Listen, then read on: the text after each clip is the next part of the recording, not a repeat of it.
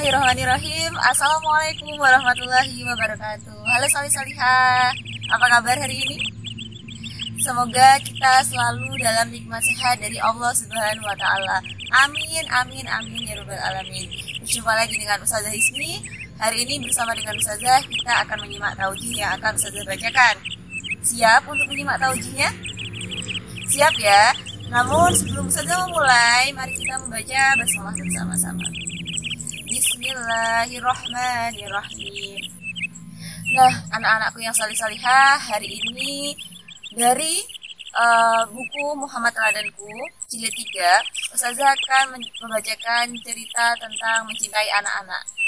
Siapa yang mencintai anak-anak? Tentu siapa lagi kalau bukan Rasulullah Shallallahu Alaihi Wasallam. Nah, coba ya Ustazah buka ya ceritanya. Nah, salih-salihah, Rasulullah Shallallahu Alaihi Wasallam sangat mencintai anak-anak sedari beliau masih muda. Nah, pernah ketika itu pulang dari perang Badar, Rasulullah mengajak putra dari Zaid bin Al-Harisah yang bernama Usama untuk menaiki unta. Ketika itu Usama sedang berusia 10 tahun. Nah, Rasulullah SAW merupakan kakek yang sangat sayang terhadap cucu-cucunya. Pernah ketika Rasulullah sedang sholat, sering sekali diganggu oleh cucunya yang bernama Umamah. Umamah adalah putri dari Zainab dan suami Zainab yaitu Abu Al-As. Nah, ketika Rasulullah sedang sholat nih, salih-salihah ya, Rasulullah diganggu oleh Umamah. Seperti jubah Rasulullah ditarik-tarik, kemudian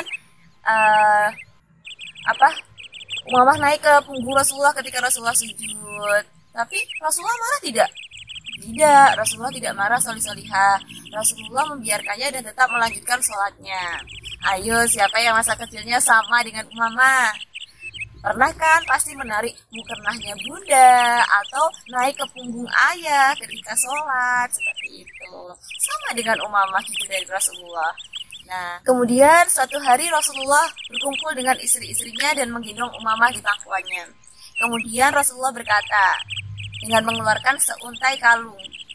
Rasulullah berkata, aku akan memberikan kalung ini kepada orang yang sangat aku cintai. Oh, tentu istri-istri Rasulullah bergumam dalam hati dan berdebar. Siapa kiranya akan menerima kalung itu ya, gitu. Nah, dengan melihat candanya mengenai ke istri-istrinya, kemudian Rasulullah langsung berkata, aku akan memberikan kalung ini untuk Umamah. Kemudian suasana pun menjadi senang karena ternyata bukan dari salah satu istri Rasulullah, tapi melainkan dari cucu Rasulullah yaitu Umamah. Jadi salih-salihah, pernah pada suatu saat yang lain Rasulullah sedang menggendong bayi di pangkuannya. Kemudian bayi ini kencing. Nah, pas bayi ini kencing, tiba-tiba ibu bayi itu datang dan langsung mengambil bayi di gendongan Rasulullah dengan sangat kasar. Nah, seperti itu karena ibu ini mungkin merasa menunjukkan kemarahannya karena bayi ini sudah kencing kepada Rasulullah. Kemudian Rasulullah langsung berkata, air kencing ini bisa dibersihkan, tetapi hati seorang anak yang dipukul akan tetap terluka. Nah, setelah itu beliau pun langsung membersihkan bagian dari bajunya yang terkena kencing dari bayi tersebut dan tetap melanjutkan sholatnya. Nah, salih-salihah, Rasulullah juga mempunyai seorang anak yang sering dikunjungi di Habasyah.